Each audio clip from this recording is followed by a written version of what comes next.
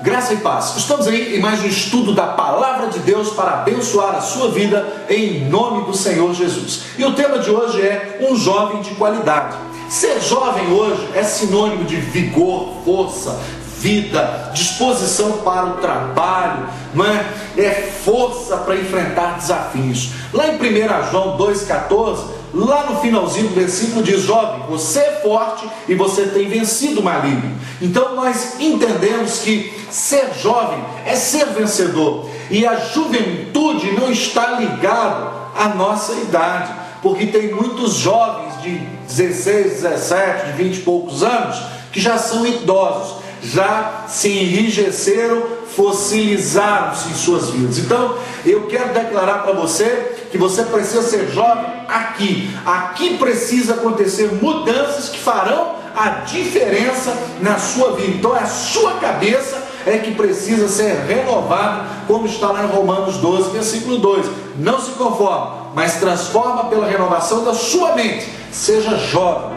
Pois bem, quando nós falamos de jovem, Davi é um homem segundo o coração de Deus. É sobre ele que eu quero falar. E essa qualidade lhe foi dada ali em Atos, no capítulo 13, 22, é citado: Davi, um homem segundo o coração de Deus. Pois bem, quando nós falamos de um jovem e as suas qualificações, a primeira que eu vejo é que um jovem, de acordo com as escrituras, com o padrão de Deus, ele não pode ser ocioso, pode ser preguiçoso, não. Ele tem que ser como Provérbios 6,6: vai ter com a formiguinha, ó preguiçoso, considere os seus caminhos e ser sábio. Então, jovem de qualidade é um jovem que está sempre ocupado. Ele não está ali de braços cruzados, esperando as coisas acontecerem, não. Jovem faz as coisas acontecerem.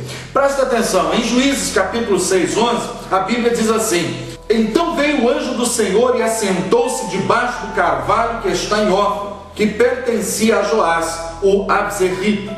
E Gideão, seu filho, estava malhando o trigo no lagar, para o pôr a salvo dos medianitas. Presta atenção, quando os medianitas davam em bando, destruíam todas as vinhas, mas Gideão estava lá maçando, não é, trigo ali no lagar, que era um lugar de se pisar uva. Ou seja, jovem que é jovem, ele faz as coisas acontecer. Podia estar com bolha no pé, porque lagar é para pisar uva, não é para pisar trigo. Mas de contrapartida, quando estava todo mundo fugindo, pelo menos ele podia fazer um pãozinho para comer mais tarde, porque ele não desistiu, ele enfrentou um obstáculo. Ou seja, ele não era ocioso, não, ele estava disposto a lutar. Um jovem de qualidade não vê tempo e nem espaço, faz acontecer. Olha bem na questão fator tempo. Em 1 Samuel, capítulo 17, versículo 20, diz assim: Davi, pois, no dia seguinte se levantou de madrugada, deixou as ovelhas com guarda, carregou-se e partiu, como Jessé lhe ordenara, e chegou ao acampamento quando já as tropas saíam para formar-se em ordem de batalha, e a gritos chamavam a peleja. Pois bem, de madrugada ele se levantou e foi. Meu irmão, quem quer vencer na vida não pode ficar acordando às 5, não, às 5 para 11, às 5 para o meio-dia, não. Tem que pular da cama cedo, tem que ir para a luta cedo. Fazemos coisas que não gostamos hoje para usufruir do descanso amanhã. Então, meu irmão, o descanso, o sucesso é resultado de trabalho. Então, quer descansar amanhã até mais tarde? Trabalhe duro hoje. Não veja o fator tempo e espaço agora. Lá em Efésios capítulo 5, versículo 16 diz: remindo o tempo, porque os dias são maus. E o salmista Davi, que entendia muito bem desse assunto, olha a declaração que ele faz do Salmo 90, versículo 12: ensina-nos a contar os nossos dias de tal maneira que alcancemos corações sábios. O que Davi estava dizendo? Meu Deus, não me deixa perder tempo com aquilo que não vale a pena. Então está aí o meu conselho para você, jovem: não perca tempo com aquilo que não vale a pena. Não gasta a sua energia, o seu vigor, a tua capacidade com coisa boba, banal. Vá à luta, lute por aquilo que realmente vale a pena lutar. Amém? Então eu aprendo aí, em primeiro lugar, jovem de qualidade é isso. Segundo, um jovem de qualidade, ele é submisso aos seus pais. Olha bem para você ver como Davi era. Em 1 Samuel, no capítulo 17, no versículo de número 15, diz assim, olha bem: Davi, porém, ia a Saul e voltava para apacentar as ovelhas de seu pai em Belém. Versículo 17: Disse Jessé a Davi seu filho: Leva, peço-te, para teus irmãos um efa de trigo tostado e estes 10 pães, e corre a levá-los ao acampamento a teus irmãos. No versículo 20, como já li, diz que de madrugada, cedinho, ele deixou as ovelhas com guarda e partiu.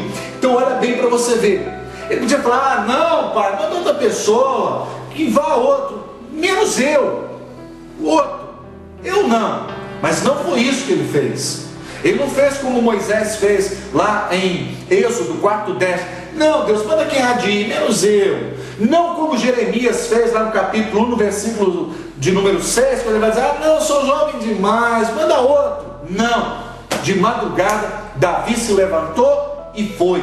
Quer vencer na vida? Seja submisso às autoridades que Deus constituiu. E o teu pai, tua mãe, o teu chefe são autoridades constituídas por Deus.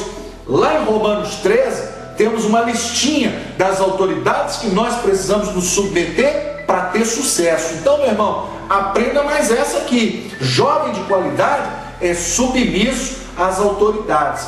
De madrugada o pai mandou, estou dentro, vamos embora, vou lá, vou para a luta. Então, meu querido, se você quer ser chefe amanhã, aprenda a ser servo hoje, porque caso contrário, você nunca vai ser um líder, se você não aprender primeiro a ser liderado.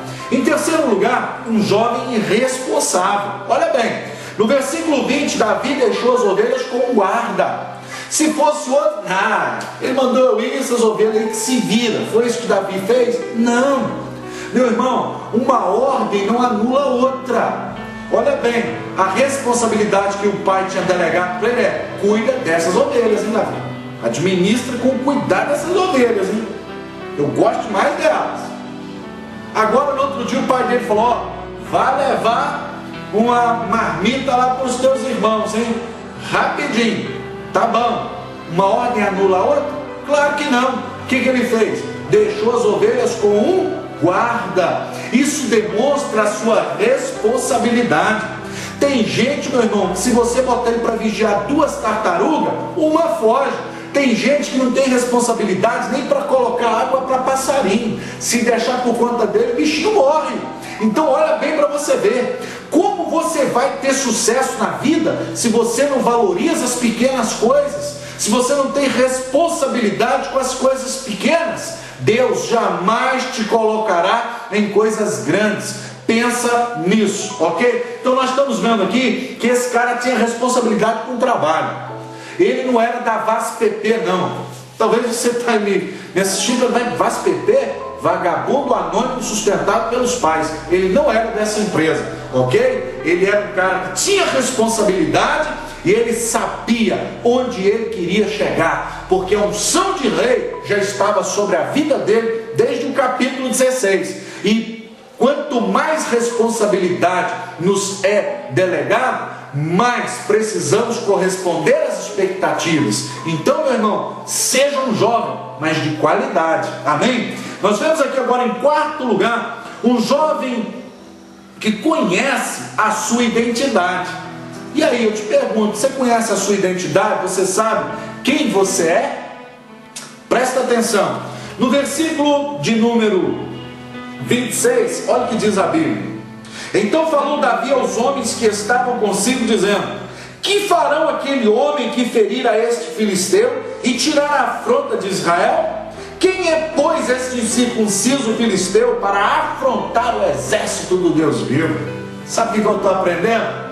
Ele sabia que ele era um soldado de Deus. Ele sabia que ele fazia parte desse exército. Meu irmão, você precisa ter convicção de que você pertence a um Deus que tem poder para fazer qualquer coisa no universo. A Bíblia diz em Isaías 1,19: se quiserdes e me ouvirdes, comereis o melhor dessa terra. Por quê? Porque nós pertencemos ao exército do Deus vivo, e Ele tem responsabilidade com aqueles que são liderados por eles, com aqueles que se submetem a ele. Então nós precisamos estar focados nisso. Ele conhecia sua identidade como um aliado de Deus. Ei, esse cara aí não está afrontando qualquer um, não. Ele está afrontando o exército do Deus vivo. E isso aí vai ter complicação para ele, porque eu faço parte desse exército. Então essa era a visão de Davi. Ele sabia quem ele era, e ele sabia a quem ele servia. Muitos problemas que você está enfrentando é porque você não conhece o Deus que você serve. Porque se conhecesse, você já teria dito para esse problema quem você pensa que é para afrontar o exército do Deus vivo. Quem que você está pensando que é? Então, meu irmão, nós precisamos entender isso. Agora presta atenção. Um jovem, em quinto lugar de qualidade, ele tem o seu temperamento controlado. Olha o versículo 28. O irmão mais velho dele, o que vai falar? Olha, ouvindo Eliabe, seu irmão mais velho, falar com aqueles homens, acendeu-se-lhe a ira contra Davi e disse: por que desceste aqui? E a quem deixaste aquelas poucas ovelhas? Bem conheço a tua presunção e a tua maldade. Desceste aqui apenas para espiar a guerra. Olha bem para você ver. Você sabe por que Eliabe não foi escolhido por Deus? Olha como ele se referiu às ovelhas. Por que você deixou aquela meia dúzia de ovelhas lá, hein?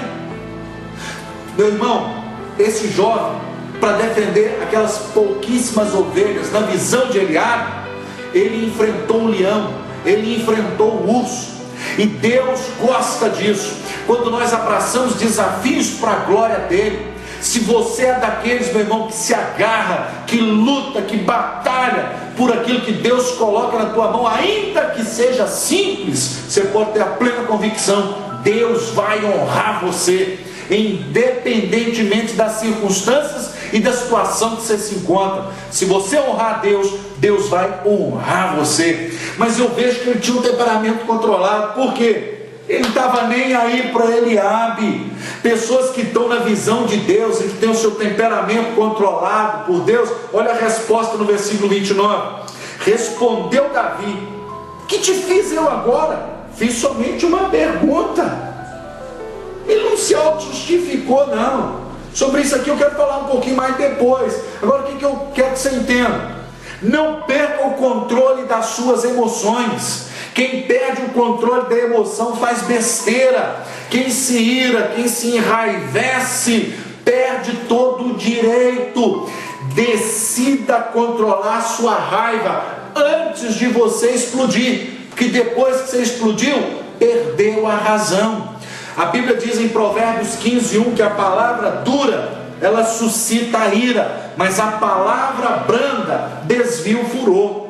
Talvez você que me ouve, que me assiste por esse programa, pelo blog, está pensando assim: ah, pastor, mas controlar esse negócio é difícil demais. Quando eu já vi, eu já gritei, eu já falei, já xinguei. Presta atenção. Imagine que você estivesse então na tua casa, numa briga com seu marido, com sua esposa, com o filho, e o pau quebrando. De repente o telefone toca. Quem está do outro lado da linha? O teu pastor. Aí você pega o telefone e diz: oi pastor, tudo bem? Não, graças a Deus aqui está tudo na bênção. Ah, o senhor está chegando aqui no quarteirão? Não, seja bem-vindo, pode vir. Eu já vou descer para abrir o portão lá para o senhor. Controlou ou não controlou?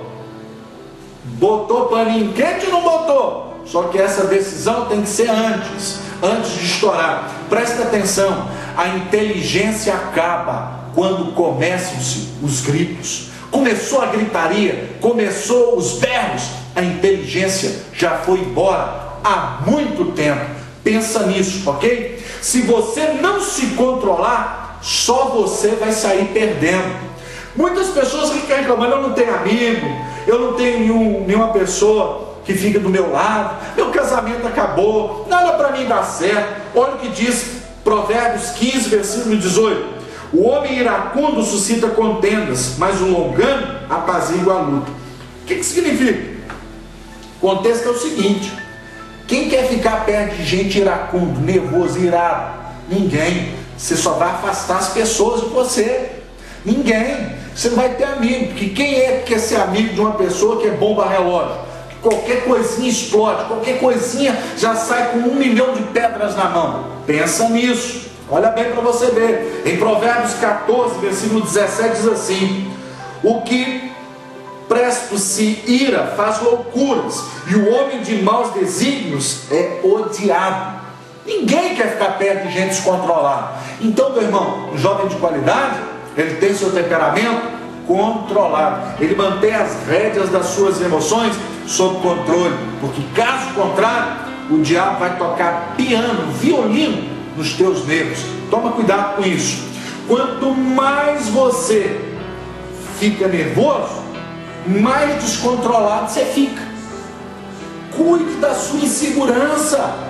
A forma como você age é determinada pela forma que você pensa. Então, quanto mais inseguro você fica, mais nervoso você vai ficar. Então, você precisa controlar a sua emoção, a sua insegurança, para que você não perca o controle das situações.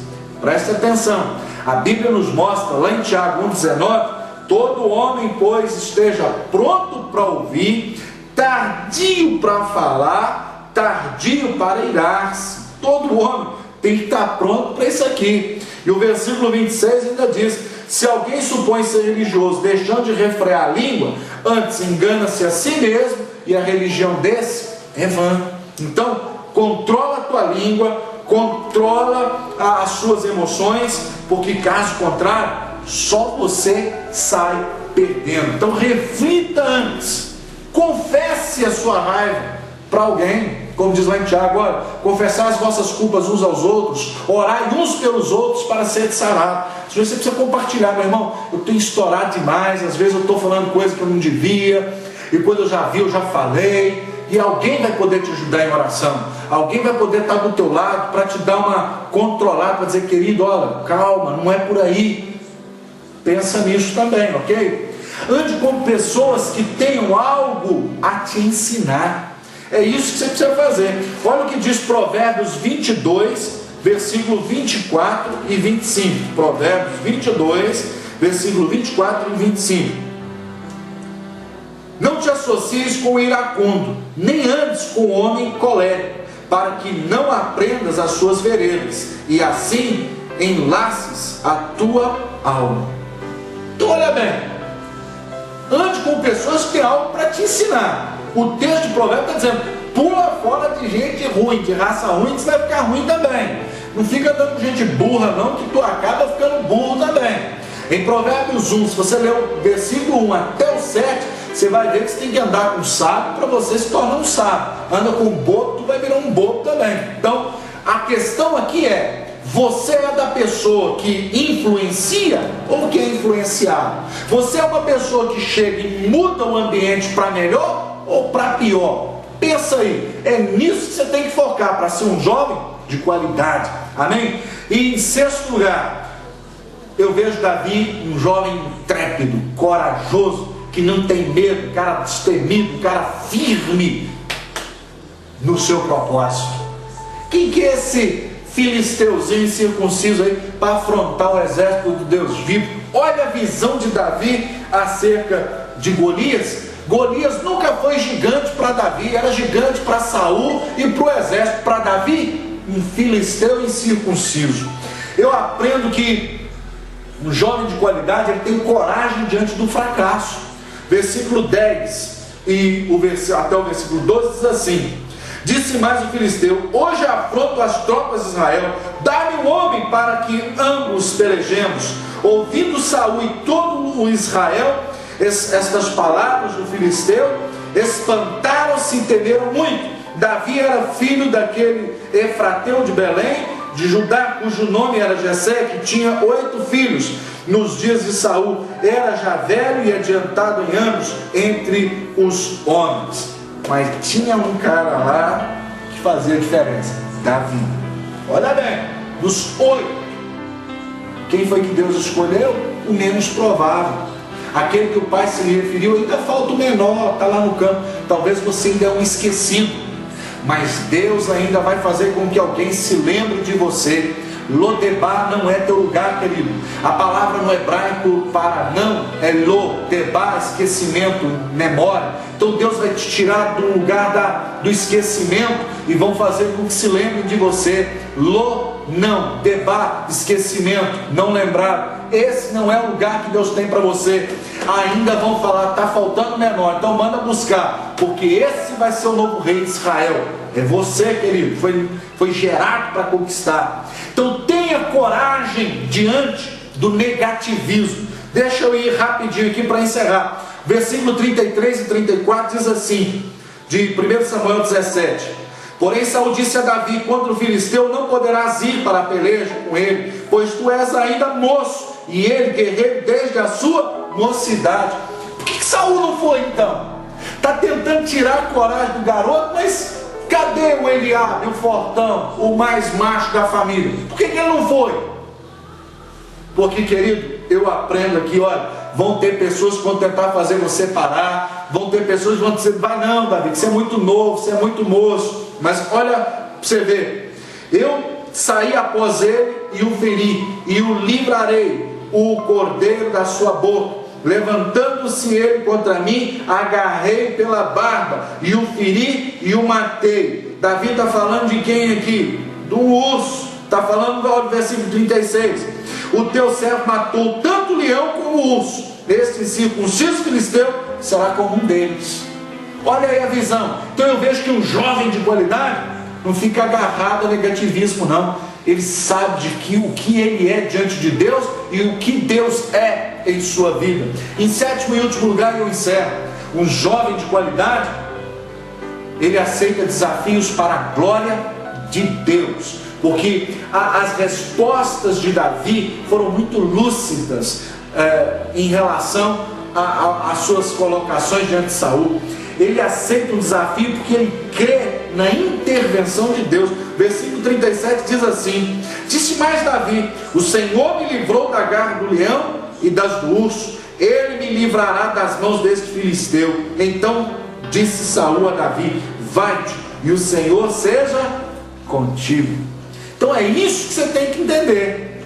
Eu sei que Deus vai intervir, eu sei que Deus está no controle, e eu aceito o desafio para revelar a glória de Deus. Versículo 51: pelo que correu Davi, lançando-se sobre o filisteu, tomou-lhe a espada e desembanhou-a, e o matou, cortando-lhe com ela a cabeça. Vendo os filisteus que era morto o seu herói, fugiram. Mas eu quero te dar a última lição aqui desse estudo, para você pensar. Saul falou assim: Davi, toma meu capacete, toma minha espada, use a minha armadura. O texto diz que Davi experimentou, tentou andar, mas não conseguiu, porque ele nunca tinha usado aquilo. Sabe por que eu estou aprendendo? Davi, ele falou: olha, Saul, toma teu capacete, toma tua espada, está aqui o escudo, eu não preciso disso não. Eu só preciso do poder de Deus na minha vida. A lição que Davi traz para nós é: se nós formos usar as armas que o mundo usa, nós vamos ficar ridículos, porque as nossas armas são diferentes. Saul estava dizendo: usa meu capacete, minha espada, porque aí vamos dizer, foi com a espada de Saul que Davi venceu. A armadura de Saul protegeu Davi. Nós não precisamos de armadura de Saul. Quem tem o leão da tribo de Judá, não precisa de espada de Saul, não precisa de espada de Gideão, não precisa de manto de ninguém. Quem tem o leão da tribo de Judá como Senhor e Rei, é predestinado para a vitória, porque eu não conheço um filho de Deus que perde. Todo filho de Deus é vencedor. Você nasceu para vencer. Você é um jovem de qualidade. Não aceite uma outra condição que não seja essa. Que Deus abençoe a sua vida. Seja um vencedor para a glória de Deus.